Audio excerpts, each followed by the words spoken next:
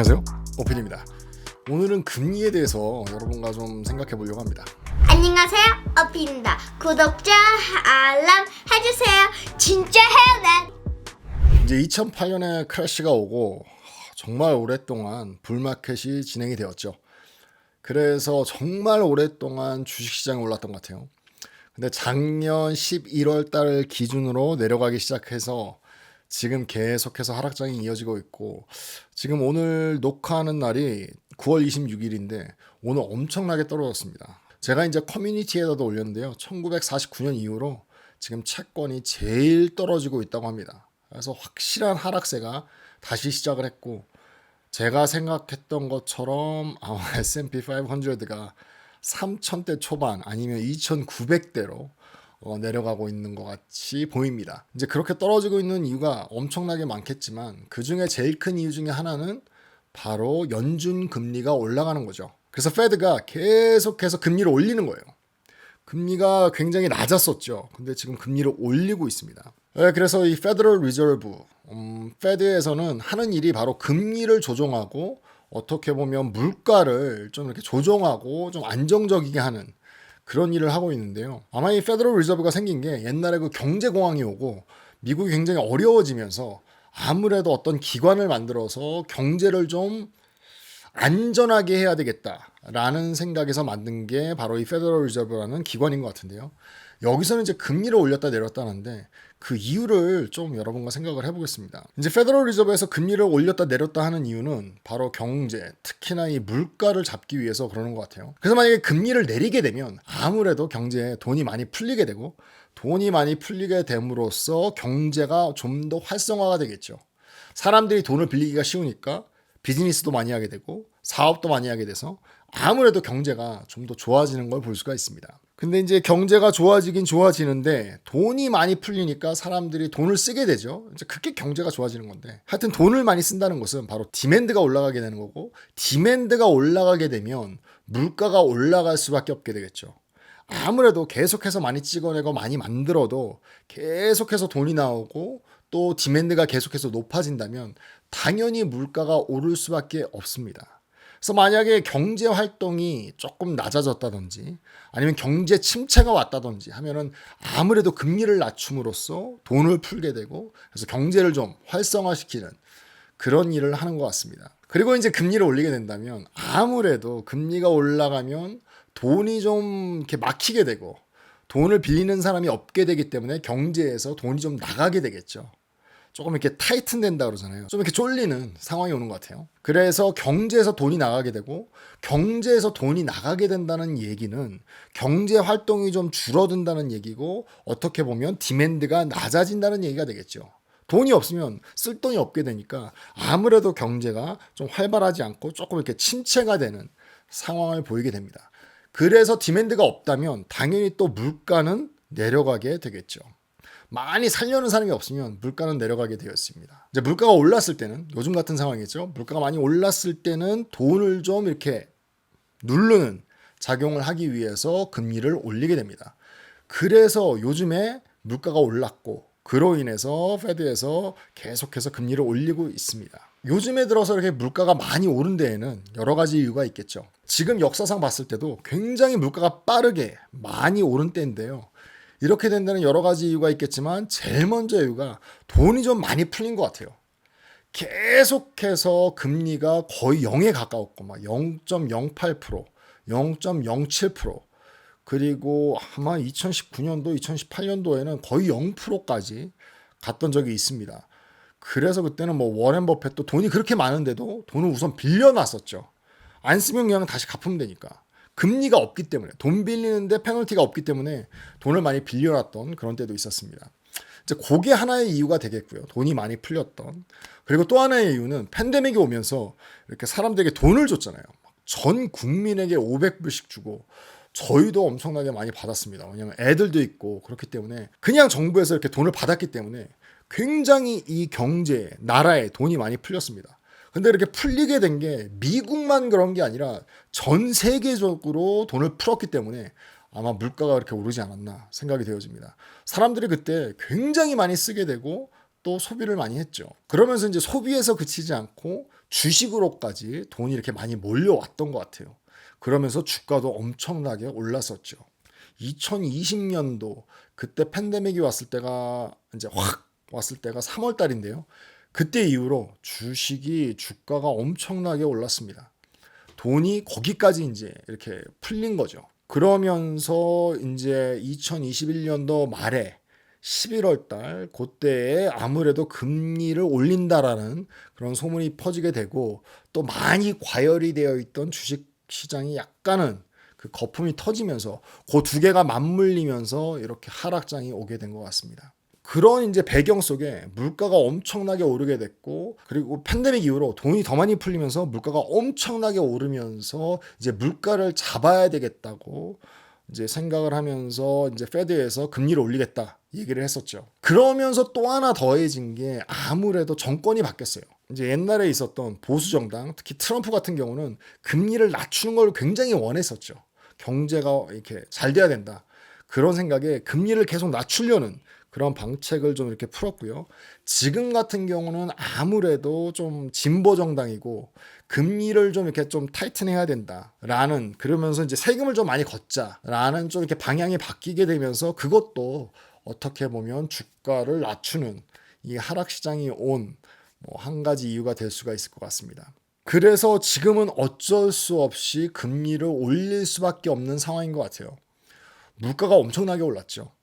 이제 제일 먼저 알 수가 있었던 게 바로 기름값이었는데요. 지금 금리를 꽤 많이 올린 상태로 몇 개월이 지나서 아무래도 미국 같은 경우는 좀 이렇게 떨어졌어요. 기름값이. 그렇지만 많이 비쌌을 때는 6불이 넘었던 그런 적도 있습니다. 그렇기 때문에 물가가 엄청나게 올랐고요. 그리고 요즘에 뭐 LA 같은 경우는 한국 식당에 가서 갈비를 먹게 되면 뭐 1인분에 70불이래요. 6, 70불 그 정도 한다고 합니다. 그러니까 물가가 엄청나게 올랐고 지금 맥도날드에 가서도 콜라 하나를 사 먹을 때 옛날에는 사이즈 상관없이 1불이었는데 지금 그 가격도 올랐습니다. 이제 맥도날드가 비싸졌다는 거는 정말로 미국의 물가가 비싸졌다는 얘기겠죠. 그래서 지금 어쩔 수 없이 금리를 올리게 됐고 그러면서 하락장이 왔는데 이 하락장이 조금은 더 지속될 것 같습니다. 왜냐하면 물가가 이렇게 쉽사리 잡히지 않고 있어요. 뭐 옛날 같은 경우에는 이렇게 금리를 올리게 되면 바로 물가가 잡힌다든지 아니면 물가가 좀 이렇게 내려가는 그런 추세를 보였는데 지금 같은 경우는 조금 내려가고 있기는 하지만 이 올린 거에 비해서는 내려가는 속도가 굉장히 낮다라고 볼 수가 있습니다. 지금 금리를 굉장히 급격하게 많이 올렸죠. 뭐 한 번 올릴 때만 0.75%, 뭐 1%, 뭐 이렇게 올린다고 얘기를 하고 있어요. 그렇기 때문에 굉장히 짧은 시간에 굉장히 많은 폭으로 올렸는데 그럼에도 불구하고 물가가 떨어지는 속도는 그거에 비해서 좀 느리다라고 보여집니다. 그래서 어쩔 수 없이 계속해서 금리는 올라갈 것 같은데요.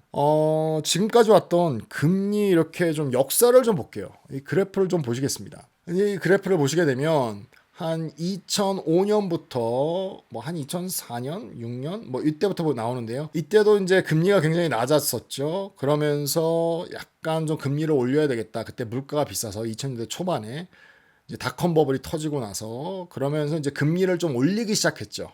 닷컴 버블이 진정이 되면서 물가가 올라가면서 그러면서 이제 금리를 올리기 시작했는데 바로 2007년, 8년, 9년 그때 터졌던 리먼 브라더스 부동산 사태가 일어나면서 금리를 엄청나게 낮췄죠.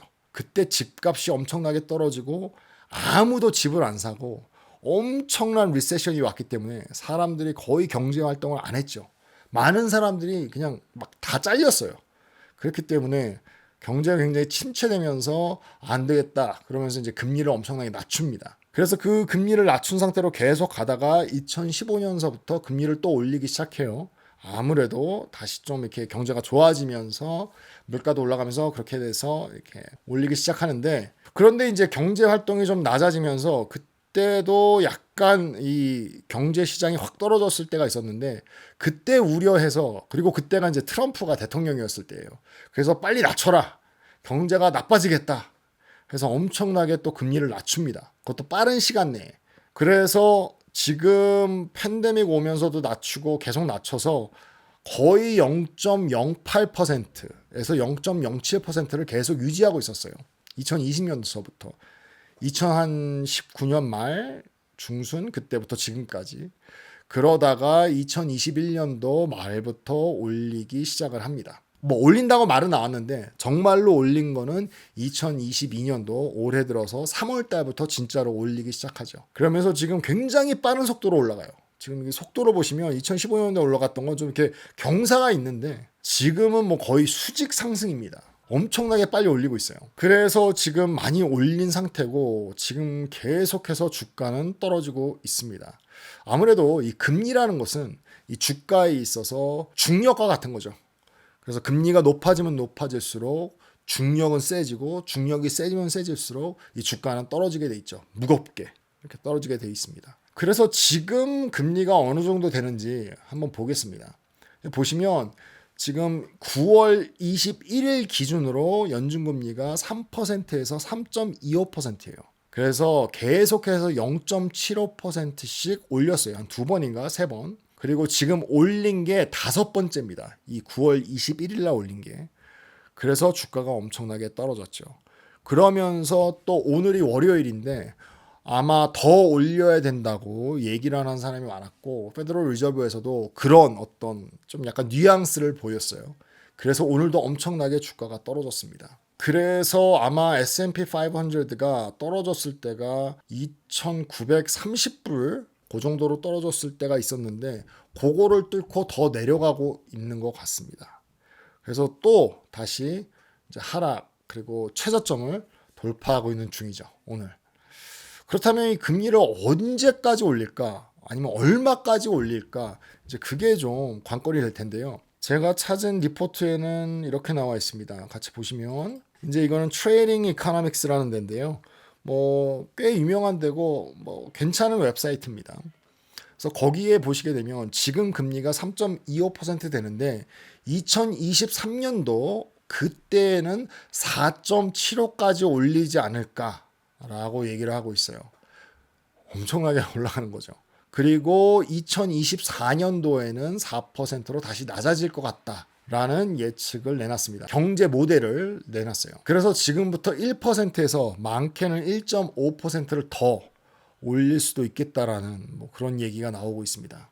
굉장히 많이 올리는 것 같아요. 그리고 굉장히 빠른 시간에 올리는 것 같습니다. 하지만 아무래도 좀 필요한 것 같다라는 생각은 들어요. 물가를 잡기 위해서. 이제 물가를 잡는 것도 굉장히 중요하지만 미국에서는 제 생각에는 이제 집값을 잡는 것도 좀 그 이유가 되는 것 같습니다. 콜로라도나 아니면 좀 더 큰 뭐 캘리포니아나 이런 데는 집값이 너무 올랐어요.